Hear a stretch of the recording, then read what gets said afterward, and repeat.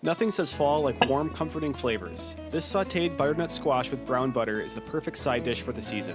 For this dish, you'll need butternut squash, unsalted butter, ground cloves, salt, and maple syrup. Start by prepping your butternut squash. Trim the ends off and peel the thick skin with potato peeler. Then cut the squash in half and scoop the seeds out with a spoon. Now the squash is ready to be cut into small cubes. Then, heat a large sauté or fry pan over medium-low heat and add the butter and cook slowly, stirring often until the butter turns into a light brown or caramel color. Once the butter is browned, add the butternut squash cubes and increase the heat to medium.